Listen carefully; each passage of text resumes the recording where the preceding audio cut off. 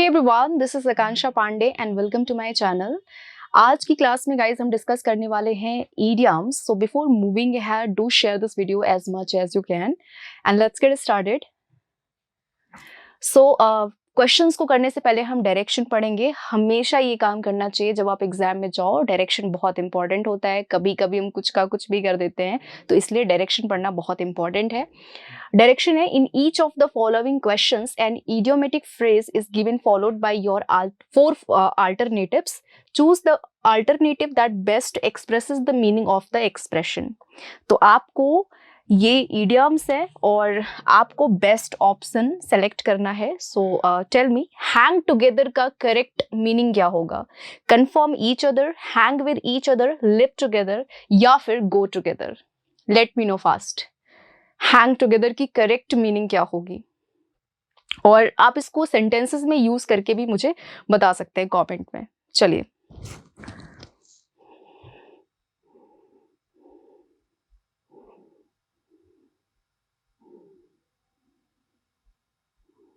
सो hang together की meaning होती है something which is well organised और सीम करेक्ट. जब भी कोई भी चीज वेल ऑर्गेनाइज्ड हो या सुसंगठित हम बोलते हैं ना हिंदी में, वो हो, तो हम उसे उसके लिए हम हैंग टुगेदर का यूज करते हैं. Confirm each other, hang with each other. और आपको एक चीज ध्यान रखना है कि ईडियम का कोई भी वर्ड अगर रिपीट हो रहा है तो वो आंसर नहीं हो सकता है. जैसे यहाँ देखिए रिपीट हो रहा है तो ये आंसर नहीं है. टुगेदर यहाँ रिपीट हो रहा है, ये भी आंसर नहीं है, ये भी आंसर नहीं है. तो इस चीज का ध्यान रखेंगे. करेक्ट ऑप्शन आपका फर्स्ट ऑप्शन है. इसकी मीनिंग होती है something, if something is well organized or seem correct, that can be said hang together. Okay, for example, her story doesn't seem hang together, है ना? वो उसकी मतलब ऑर्गेनाइज्ड नहीं लगती है उसकी story. Okay, next, hard boiled, hard boiled, boiled hard, hard and, extremely hot या फिर hardly boiled. Which one is correct?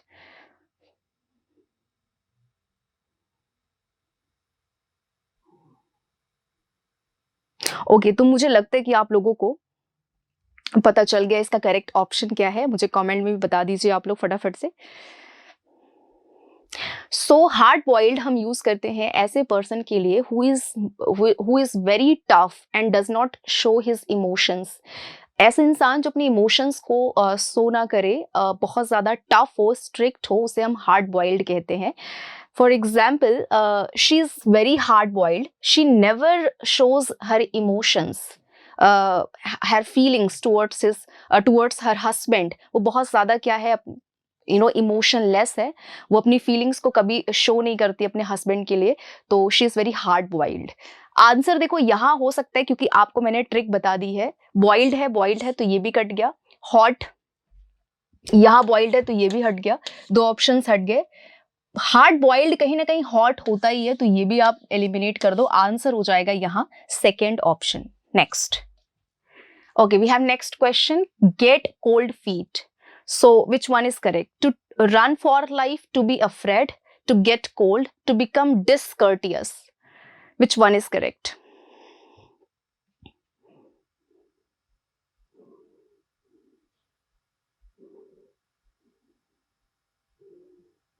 Okay, get cold feet की मीनिंग होती है टू बी फ्राइटेंड, बहुत ज्यादा डर जाना. जब हम डर जाते हैं तो हमारे पैर ठंडे हो जाते हैं. तो गेट कोल्ड फीट आपका उसी सिचुएशन से निकल करके आया है जिसकी मीनिंग होती है टू गेट फ्राइटेंड, यानी बहुत ज्यादा डर जाना.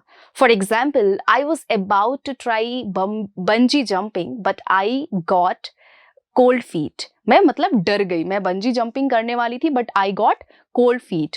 सो the answer is to be afraid, यानी कि डर जाना. Next, make no bones about. Which one is correct? To make no effort, to make fuss about, to admit something readily, to create no hindrance. Which one is correct? Fourth.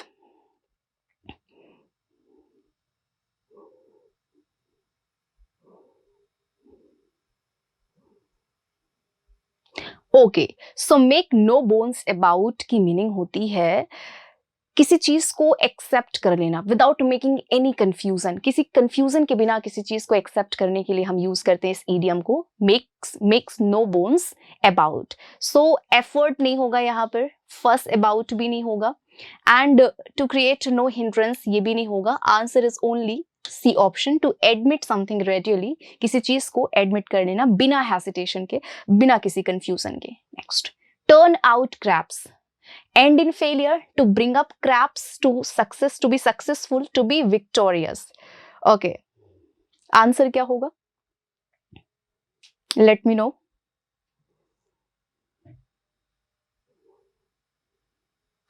Turn out crabs, to end in failure, है ना, complete failure को हम बोलते हैं turn out craps. इसके लिए एक और ईडियम है, to end in fiasco.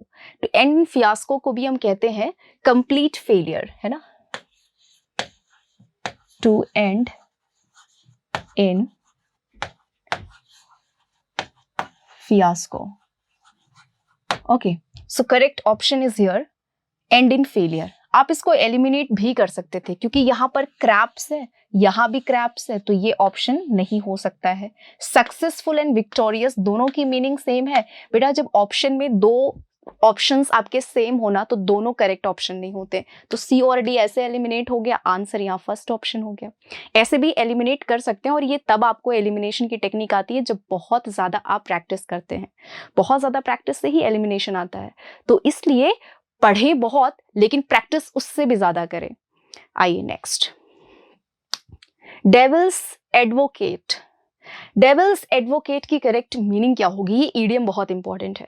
An advocate of a devil, discussion of an advocate like a devil, one who is against religion. चलिए क्वेश्चन नंबर 6 का आंसर बताएंगे क्या होगा।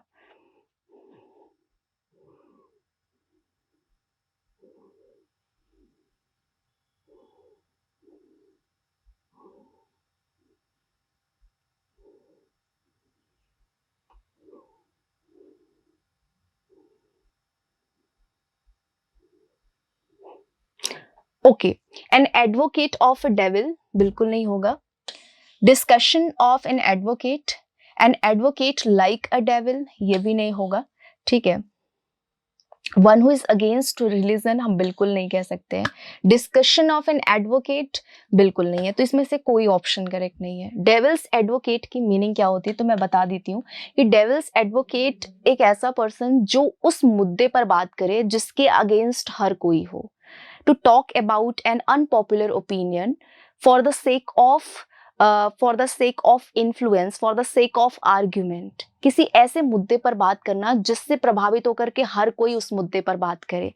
एक ऐसा अनपॉपुलर ओपिनियन लेकर के चलना जिससे अट्रैक्ट हो जाए, जिससे लोग फैसिनेट हो जाए और उसी ओपिनियन के बारे में बात करें जिसके अगेंस्ट हर कोई है और आप एक ओपिनियन को लेकर के चल रहे हो। So that is called devil's advocate. Next we have between the devil and the sea. Which one is correct? In a worse situation, a devil's in the sea, a compromising situation. क्या हो जाएगा correct option यहां पर?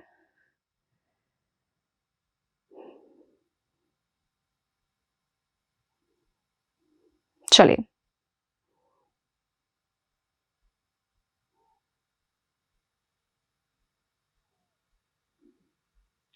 Okay, so in a difficult situation, in a verse situation, आपका second option हो जाएगा। Difficult situation के लिए हम यूज करते हैं between the devil and the sea. For example, we will be between the devil and the sea if we pay rent, because we don't have food, we don't have the money for food. So if we pay rent, we will be in between the devil and the sea, ठीक है। Next, dance attendance upon. Dance attendance upon की meaning क्या होगी? To flatter, to attend upon, to dance with a partner, to attend to. Which one is correct? Dance attendance upon.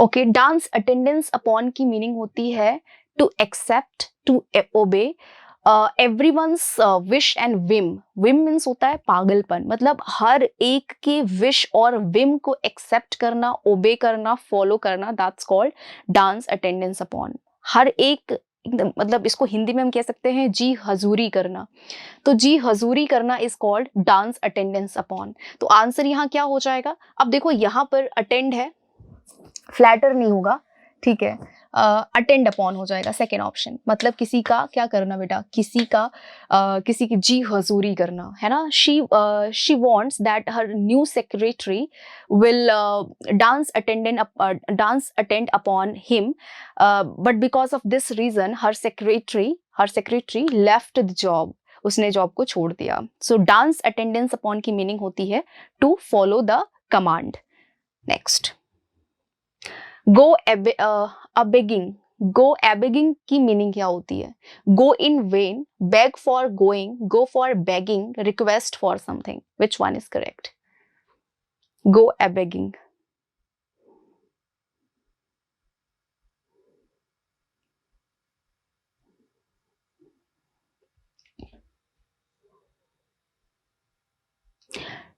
गो एबेगिंग की meaning होती है to be unnoticed और unpopular. जो चीजें notice में नहीं आती, वो कितनी भी अच्छी हो, नोटिस में नहीं आती या अनपॉपुलर होती हैं, उन्हें हम गो एबेगिंग कहते हैं। So for example, the new ideas are often go abegging.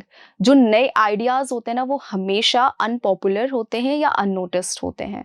जो चीजें अननोटिस्ड होती हैं, अनपॉपुलर होती हैं, उनके लिए हम इस इडियम्स का यूज करते हैं। Next, a gala day, a gala day की मीनिंग क्या होगी, a day of success, an eventful day, a day of merry making, a day of significance. Okay, so this is very simple, what is the correct option here, a happiest day। हम happiest day के लिए use करते हैं अ gala day, ठीक है। तो answer हो जाएगा हमारा यहाँ पर a day of merry making, खुशी के दिन को हम बोलते हैं gala day. Next, go hot and cold, got angry, get out of cold, get irritated, some sudden feeling of fear and anxiety, which one is correct, 11th का answer क्या होगा बताइए।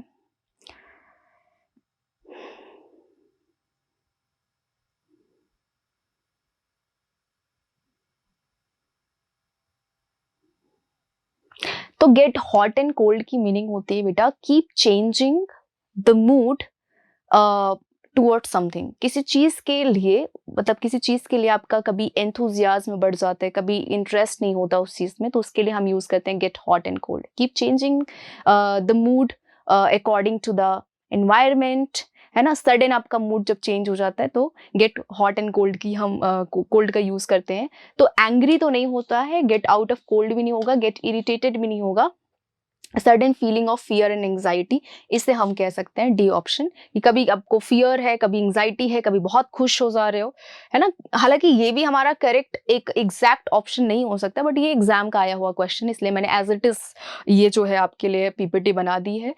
तो आपको ये समझना होगा कि एग्जाम में ऐसे भी क्वेश्चंस आते हैं, वहां आपका कॉमन सेंस काम करना चाहिए कि आप इसमें क्या टिक करोगे। अगर आपने ये पढ़ा हुआ है, एग्जाम में आ गया, तो आपको समझ आ जाएगा कि ये मतलब रिलेटेबल है, तो ये हमारा आंसर हो जाएगा। तो रिलेटेबल क्वेश्चंस भी आएंगे कि जो एग्जैक्ट नहीं होंगे बट रिलेट करेंगे, उसे भी आपको करेक्ट ऑप्शन करना है, ठीक है। तो गेट हॉट एंड कोल्ड का मतलब होता है to change the sudden attitude towards something. Next, gird up one's loins, get ready for a job, hunt for lions, leave bag and baggages, a loin cloth। क्या answer हो जाएगा बताएंगे 12 का।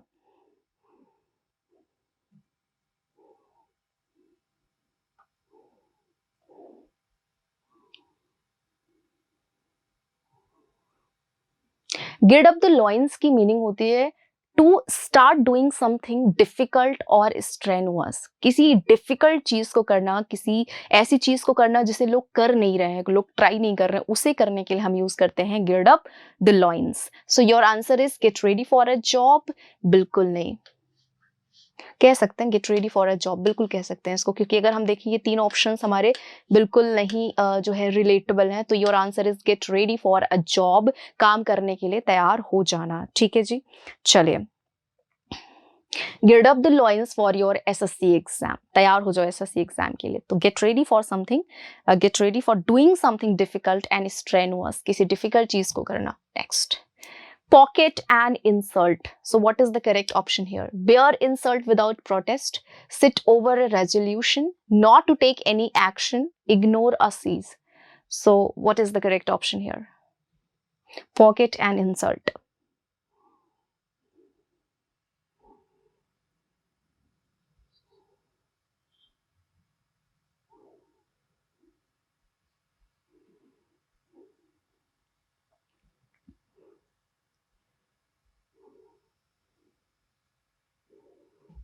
Okay, so pocket and insult की meaning होती है insult को चुपचाप से टॉलरेट करना, कर लेना, बेयर कर लेना, है ना। तो टू टॉलरेट और to bear the insult very quietly, बात नहीं करना, चुपचाप से सहन कर लेना। So your answer is first option, sit over a resolution, not to take any action and ignore a cease यहाँ नहीं होगा।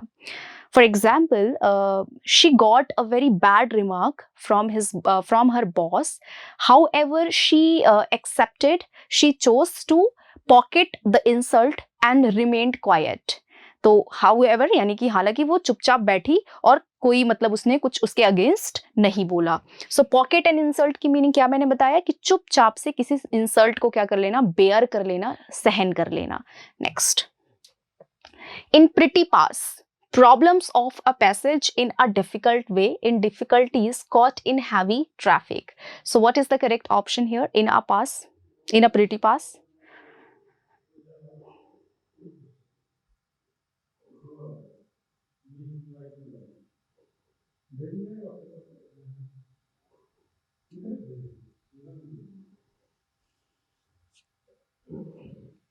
Okay, in a pretty pass की मीनिंग होती है caught in heavy traffic, नहीं।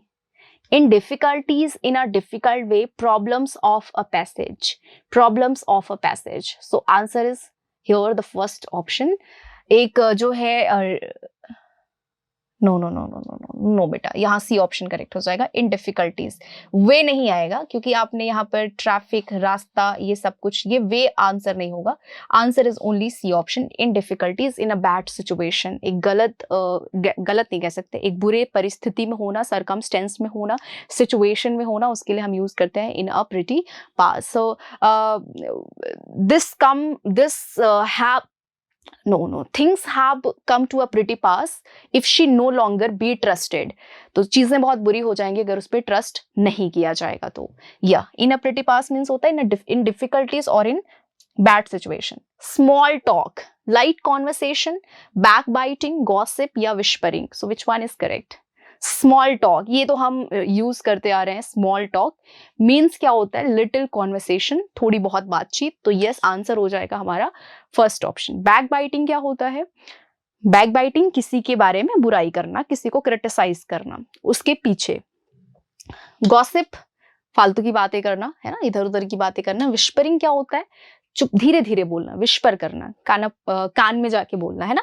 मर्मरिंग क्या होता है? बुदबुदा के बोलना। मर्मरिंग होता है बुदबुदा के बोलना। विस्परिंग होता है धीरे धीरे बोलना, है ना। Next, plough a lonely furrow. So plough a lonely furrow की मीनिंग क्या होती है? Work single handedly, plough the Sands, plough the field, work in a furrow. So what is the correct option here?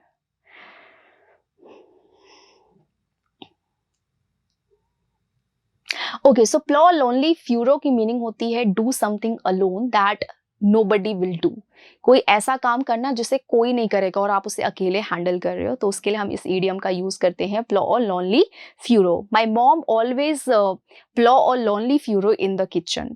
तो ploughs a lonely furrow in the kitchen, जब कोई काम अकेले करे बिना किसी की हेल्प के, तो उसके लिए हम इस इडियम का यूज करते हैं। तो आंसर हो जाएगा work single handedly. Next, rub shoulders with, come in a contact with, rub shoulders of someone, quarrel with a person, have a cause to fight. So which one is correct here? rub shoulders with की meaning होती है come contact with, यानी किसी से संपर्क में आना, ठीक है। तो आंसर हो जाएगा यहाँ पर आपका first option, come in contact with. Next we have run the gauntlet. So what is the correct option here? Lash with gauntlet, face criticism, run away with gauntlet, या फिर accept a challenge.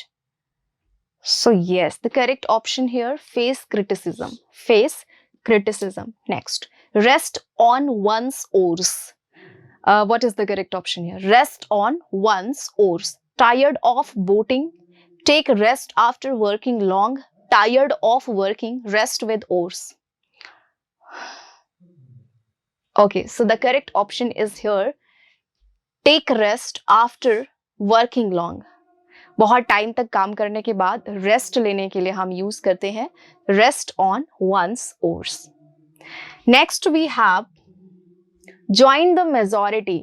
Join the majority की meaning क्या होगी? On the side of majority, a turncoat, to die, have the majority.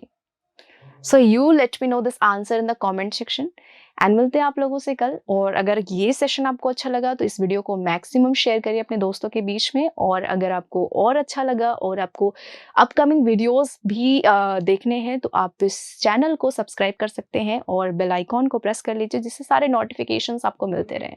Thank you so much. Bye bye. Take care everyone.